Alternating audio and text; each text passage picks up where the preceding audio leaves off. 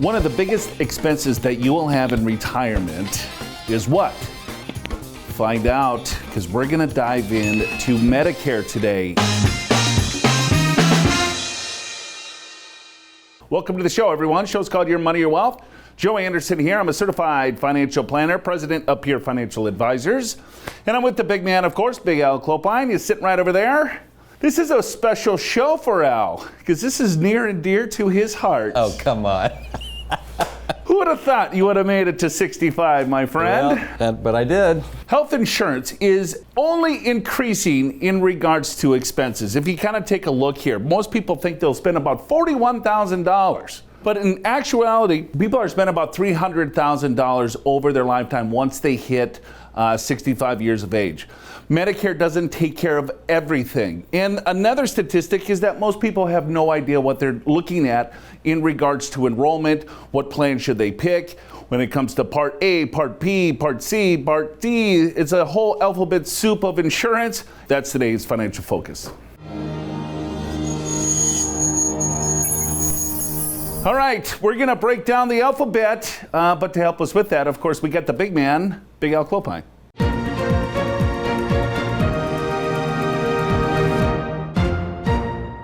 So today we're going to get into your Medicare Checkup, things you got to know about Medicare, and this pretty much affects all Americans, right? So first of all, enrollment. When do you enroll? What are the plans? We'll get into that. We want to go over the different coverages, what the costs are. And then we kind of want to wrap up the show with some strategies to make this better, because there's all these choices. I wish it were simpler, Joe. It's complex, but that's just the way it is. Yeah, and it's boring. It is boring. Yes. We're going to do our best today. You know, you take a look at all of this. It's, you get to a certain age and you have to have the right healthcare coverage. So that's what we want to help you break down. So looking at just Medicare, right? Who receives Medicare? Well, any U.S. citizen 65 years of older. But you have to put in the system, Al, how many years? Yeah, for 10 years, right? Or your spouse. So 10 years. So you put in the system and now you qualify for Medicare. If you haven't put in 10 years into the overall system, you can still get Medicare, but there could be a premium associated with it. Looking here, when do you enroll? This is kind of interesting. You get 7 months to enroll. So here's your birth date. You're 65 years of age. You have 3 months before that and then 3 months after that. So you got a total of 7 months to enroll in Medicare. Some of you might still be working. If you've already collected Social Security at 65, right, you're automatically enrolled. Some of you are going to continue to work past your 65th birthday, and then that's where you have to do a little bit of research to say, do I enroll, or is my health coverage through my employer going to cover me? Yeah, and I think that's a good point. So when you do sign up for Social Security, if you're not already enrolled in, you will be enrolled. So just be aware of that. But the thing is, it gets complicated, Joe, because some people don't need the insurance right away because they're still working. They have their employer plan. And so then there's different rules there, right? You actually can wait up to 8 months after you retire or after your insurance stops. But here's what happens now: if you forget to enroll in one of these periods of time, then your general enrollment period is from January 1st to March 31st. So that's actually when you can re-enroll. But you don't really want to enroll then, because then you may be late and then there may be penalties. So you look at your birthday, you got 3 months before, 3 months after. That's ideal. That's when you want to start getting into the system. If you forget, if you're late, if you're confused, well, then you can enroll January through March. But as Al said, there could be some penalties. Now, this enrollment is for Part A and Part B. Okay, so this is general Medicare, right? You got Part A is your hospital care, Part B is your doctor visits and things like that. So boom, you're in. Now, do we want to layer different types of things in regards to your overall plan? This is where it gets very specific to your situation. What doctors are you using? Do you have prescription drugs? What type of health are you in and things like that? Do you want specialists? Do you want private insurance? Do you want an HMO, PPO? The list goes on and on and on. But real high level, generally speaking, here's your enrollment. and then you're going to get in Part A, Part B. Part A, most of you will not have a premium. Part B is where the premiums kick in. Yeah, and that depends upon your income. So the higher your income, the higher that will be. So really what you have to know is there's 4 different parts. There's A, B, C, and D. So A is for hospitalization. B is for doctor visits and things like that. A and B together is what they call the original Medicare. And then some people with A and B want to get Part D, which is drug coverage. And then there's Part C. We'll get into this deeper later, but Part C kind of stands on its own. It kind of handles all 3 of those, Joe. Yeah, it's like A, B, and D, right? Or C. Yeah, right. Right? This is really confusing here. So when you look at most people, though, they got the A and the B. Is this the right plan for you? Do you need Part D? Or should you have an all-encompassing plan? I don't know. This is where you have to figure some out, and this is where planning is really important. Go to our website, yourmoneyyourwealth.com, click on the special offer. It's our guide to Medicare. So if you want Part A, Part B, Part D, or any other parts in between, this will help you kind of sort through the mess. Yourmoneyyourwealth.com, click on that special offer this week. It's our Medicare guide. Gift to you. Download it right there on your computer. We got to take a break. We'll dive in deep on all these different numbers, or letters, I should say, when we get back. Hey, welcome back to the show. The show's called Your Money, Your Wealth. Joe Anderson, Big Al. We're talking Medicare today. It's a big part of your overall retirement strategy. Making sure that you have the right parts involved could save you a bunch of money in healthcare. Go to our website, yourmoneyyourwealth.com, click on the special offer. It's a checkup guide in regards to Medicare. I don't care how old you are, you want to make sure that you understand this. If you already have Medicare, do I want to have a Medigap plan? Do I want to have an Advantage plan? Do I want to change my Part D? All of the above. Get our guide. Let's see how you did on the true-false question. Couples can enroll in Medicare together, true or false? Well, that's false. It's actually an individual enrollment. So you would go ahead and enroll when you qualify, and so would your spouse. It's not a joint thing. Joe, it's kind of like Social Security. It's individual. Well, right, but I think people get confused too, because let's say you're on an employer plan. True. And then you might have your spouse and your children on your employer plan. So does Medicare work the same way? No, they're very individualized. So you want to make sure that you enroll at a certain time, because you probably are not the same age. In some cases you are, but one spouse might be older than the other.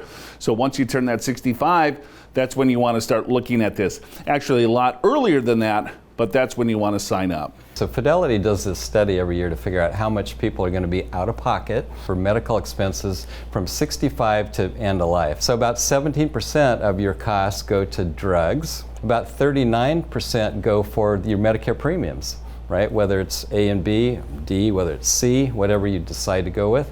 And then finally, other medical expenses are the majority. That's 44%. Medicare doesn't necessarily cover everything. There's a deductible, then after the deductible you pay 20%, there's no upper limit, right? And plus, this doesn't even include long-term care. Long-term care costs are actually over and above this. So just be aware, medical costs are kind of a big deal as you get older, and Joe, I think a lot of people haven't really thought it out that well. Yeah, I mean, but just look at this number here, right? $315,000. That's more than most people have saved. This is not like a one-time sum. You don't necessarily need, your whole retirement savings to put to healthcare. This is over someone's lifetime. So it could be, several $1,000s a year, not all a one lump sum of $350,000. Yeah, I think that's a good point, Joe, because I think if you sort of break it down, it's probably $5,000 or $6,000 or $7,000 per year per person. Which maybe you cover from your investments, maybe you cover from Social Security or your pension, whatever it may be. But yeah, I think that's what happens, Joe. People think that $315,000, I don't even have that in the bank, so what do I do? Yeah, right. Good luck retirement. Yeah, right. Okay, let's break things down. General Medicare. Part A, Part B. You're automatically in Part A at 65, or Part A at 65 if you're already claiming Social Security benefits. If you're not claiming Social Security benefits, you probably want to take a look and start looking at Part A. Even if you have an employer plan, some plans will be the primary, some will not. So in good practice, look at Part A to take care of hospital stays, things like that. Part B will come in later. This is optional if you want, right? Because there's a premium associated with Part B. This is looking at ambulance travel, medical equipment, outpatient mental health, hospitalization, lab tests, and everything else in between, right? So Part B has their premiums to it. Part A is already paid for as you're going through your paycheck, right? You have Social Security and Medicare as part of that. So Part A, Part B, that's kind of your general insurance. This is kind of the most high-level, generic kind of plans that you can get. Yeah, and that's what most people have. Most people pick A and B, I mean, at least as the majority. But then you can also add Part D. What's Part D? Well, Part D is drug coverage, so that's optional. So you have A and B already. You can add D if you want drug coverage. It's just going to help you afford the drugs that you need, which is a good thing for most people. But because A, B, and then D, if you add it, there's no upper limit. Unlike a normal health insurance plan, there's no upper limit. So once you meet your deductible, you pay 20% regardless of what that amount is. And I've oversimplified it because there's all kinds of exceptions, but you get the idea, right? So that's why then some people, Joe, get this Medigap policy to help cover that piece. So you got the Part A and the Part B, and then you got your prescription drugs, and then this is going to cover a lot of these different gaps. This could help with co-insurance, co-pays, things like that. So looking at a Medigap, now you got all sorts of these different types of plans that you're putting together. You can get very specific in how you're choosing and picking, right? So that's why you could probably potentially reduce a lot of the cost here if you really do your research and know what you're doing here. Yeah, I think that's a good point because everyone has different medical needs. So you want to match up the plan that you pick with how you're going to use it. So maybe if you think about A and B and if you add D, maybe those three together, you might think of that as kind of like a PPO where you kind of pick your own physicians. Now, Part C is a whole separate category, right? If you do Part C, it encompasses all three of those, most of which have a drug plan, not all, but most of which, and there's all kinds of different plans, so you pick what works best for you. This is kind of maybe a little bit more like an HMO, like you go to your primary to get permission to go to a specialist. I mean, this is the all-encompassing plan here is Part C. So, you know, if you're like me, you know, if you don't want to, you know, do all those sorts of tons of research, maybe you just go Part C. That's going to cover everything that you might need, and it's like an HMO. But there's also, all right, well, what doctors are you using? Maybe you want private doctors or private insurance in regards to like concierge doctors. I mean, that's kind of the rage now. Do you have a concierge doctor? No. Right, me neither. I just go to Scripps. Right, yeah, I go to Sharp. But you know, something else, Joe, so with this Part D, so it may cost you, well, it's a lower premium, we'll say that generally. So it may cost you a little bit more because you have a higher deductible. However, there's a max, and I think right now the max is around $7,500, $7,600. In other words, that's your maximum out of pocket. And so you don't need the Medigap policy with Part C. In fact, you can't even get it because you don't need it because there is a max. But just be aware, the other one, the original, Part A and B and D if you include it, you want to probably get that Medigap so you're not necessarily out of pocket on everything. Anyone else head spinning here? Oh, totally. All right, let's go back to Part A. Here's your premiums, $0 to $500. Most of you are paying $0 because you've already paid for it throughout your life. Let's say if you didn't get those 10 years in, you know, you could pay up to about $500 for that Part A coverage. Where people are paying premiums here is Part B and D. Now this really gets confusing because there's something that's called IRMAA, and then there's IRMAA limits in regards to how much money that you make is going to determine what your premium is for Part B. Right? The more money that you make, guess what? The higher the premium is. And they don't look at this year's income, they look 2 years ago income. So how about that for simplicity? It's not simple. So for example, just to use an example, if we're talking about 2022, then you look at 2020's income to see what that looks like. And for many people, you know, you can see the limits. $91,000 is the upper limit for single, $182,000 for married. Then you'll pay that lowest premium, which in 2022 is $170.10, and you can see the Part D as well. But if your income is higher, then you will pay more. So Part B and Part D, if you have it, will be higher based upon your income, potentially. Yes, so when you look at certain life events that happen, right? Let's say a Roth conversion, you do a Roth conversion, that's going to increase probably your modified adjusted gross income. So understanding that you're going to pay tax on that Roth conversion because that's going to add income, but that also could add, right, increase Medicare Part B premium. Right, so if you have, some sort of liquidity event, you sell a bunch of stock and they have huge gains, you sell a property, or you do something that's going to affect your modified adjusted gross income, it will, in most cases, also affect your Part B. So when you're doing tax strategies and tax planning, just understand that, hey, there could be a domino effect on certain other things in your overall financial life that maybe you weren't aware of. And finally, there's penalties. So making sure that you're on top of this. Let's say if there was a premium for Part A, it's a 10% a month if you have to buy it and you didn't. So this affects a small portion. But here, Part B and Part D is the big one, right? Because maybe you don't sign up for Part B because you're already working and you already have that. Or maybe you say, you know what, I just want Part A and I don't want Part B. Well, if you don't sign up, you get a 10% penalty each year. So let's say at 65, you're supposed to sign up, right? And then you realize at age 70, you're like, oh, I should have signed up. Well, that's 5 years. That's a 50% increase in your overall premium for life. Same with your prescription drugs. This is 1% per month or 12% per year. This happens quite a bit. It's like, well, I'm not taking any prescription drugs, so I don't want to take that right now. Well, then you wait, right? You're going to have a large penalty that's going to continue thereafter. It's not going to stop. It's not a one-time hit. It's for perpetuity. So just making sure, again, that you understand the rules, when to sign up, what plan do you want to pick, what does your circumstance look like, and making sure that you get dialed in. And you can relook at this every single year during the open enrollment if you want to change things or tweak things. All right, go to our website, yourmoneyyourwealth.com, click on that special offer this week. It's our Medicare guide. Learn all the ABCs of Medicare. yourmoneyyourwealth.com. Click on that special offer. It's time to get the checklist going in regards to Medicare. Got to take a break. We'll be right back. Hey, welcome back to the program. Show's called Your Money, Your Wealth. Joe Anderson, Big Al. We're going over Medicare.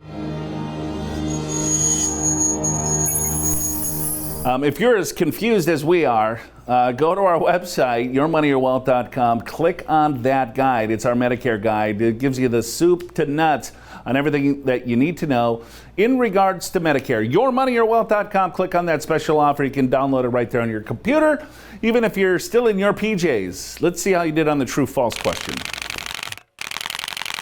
Contributions to HSA accounts can be invested. True or false? Health savings accounts, if you have a high deductible health insurance plan, you would qualify. Yes, it's true. You can invest them. And Joe, I think a lot of people don't even realize. They think it just goes into cash, but you can invest those accounts. Yeah, well, what the heck is an HSA, I guess, to begin with? It's a high deductible health plan that you would, if your employer has it or if you're self-employed, right? So you got a very large deductible, but your premiums are fairly low. Then you could take the extra that you would have put to a premium for your health care, you put it into the savings account. When you put the dollars into the savings account, you get a tax deduction, and then the money grows tax deferred, and when you use it for qualifying health expenses, it comes out tax-free. So it's like the triple tax threat: tax deductible, tax deferred, and tax-free. So when you look at, as people are working up to Medicare, there's different strategies that people can use as well. Yeah, no question. And thinking about HSA plans, so a recent survey, so about 51% of you don't know that you can invest those accounts, and you can. So when you put money into an HSA account, if you qualify, it's a great deal. You don't have to use that money. It's not like a flexible spending account. You can let that grow for year after year after year, and you want to invest it, unless you know you're going to need that money, then you might want to get conservative. But if you're planning to let this grow to get into retirement, yeah, for sure, you definitely want to have it invested. Yeah, good point, because, health savings account, right? It's like a savings account, right? But you can actually invest in stocks, bond, mutual funds, and things like that. Some that has a little bit more growth than a standard savings account. So half people, right? They got it right. Half didn't. But look at, this is the problem that we're seeing. This is the trend of people's income, in regards to medical expenses, right? It's just going to increase. That's happening, Joe, because we're living longer, we're getting older, right? So it's interesting. So I'm now part of this group.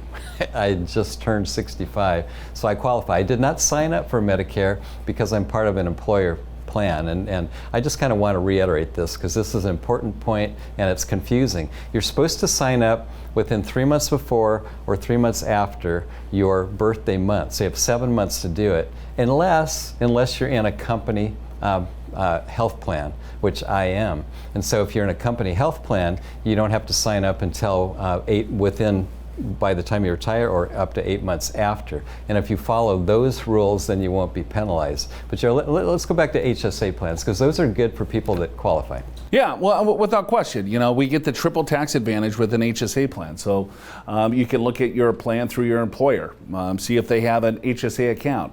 Again, you get the pre-tax dollars going in, and then the money grows 100% tax-free, right? So a Roth IRA, it's after-tax dollars that grows tax-free. An HSA plan is pre-tax, so you get the tax deduction going in, grows tax-deferred, and then when you pull it out, you don't pay any tax at all if it's qualified expenses for healthcare. Okay, so there's all sorts of different things that these qualify for, but just check out this HSA account because it could be, and if you don't use all the cash or whatever that's in the account, well then you can roll it into an IRA and that can be used, for retirement income funds. Yeah, it's a great thing. I mean, not a lot of people can qualify. I mean, you have to have a high deductible health insurance plan, but if you do, then certainly take advantage of it because you can put over $3,000 into it as a single person, over about $7,000 as married, plus there's a $1,000 catch-up. All right, let's switch gears. Let's go to Ask the Experts. My husband and I are in good health for our age 60 and 63. How do we decide if long-term care insurance makes financial sense for us?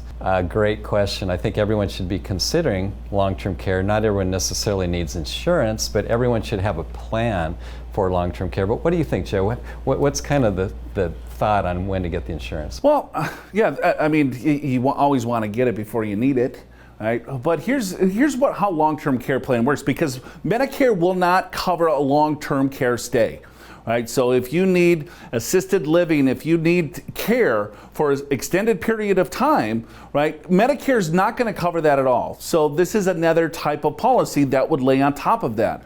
So you're going to pay premiums on a monthly basis, and then basically those premiums buy you a pool of money. So maybe it's $5,000, $10,000 a year that you're paying for this long-term care premium that could pay out, a few $100,000 tax-free if you need it, right? So it's pennies on the dollar for most cases if you need a long-term care stay, right? But if you don't, then that's money that's potentially, gone. But most people use them, right? Most people use them. A lot of us will need some sort of care, even if it's minor or it could be, something fairly devastating. So again, it's all part of your overall financial plan. Can you self-insure? Do you have equity in your home that you could potentially tap in? Do you have a bunch of assets? So what did we learn today? How to enroll, and what plans that you should take, right? What are your premiums? Should I look at health savings account? And then of course you want to be tax smart with everything. Do you need long-term care? Should I have an HSA? What do all of these plans look like together? Figure it out. Go to our website, yourmoneyyourwealth.com. Click on that special offer this week. It's our guide to Medicare. That can help you with the homework that you need. All right, we did it, Big Al. We did. We got through it. For Big Al Clopine, I'm Joe Anderson. We'll see you again next time.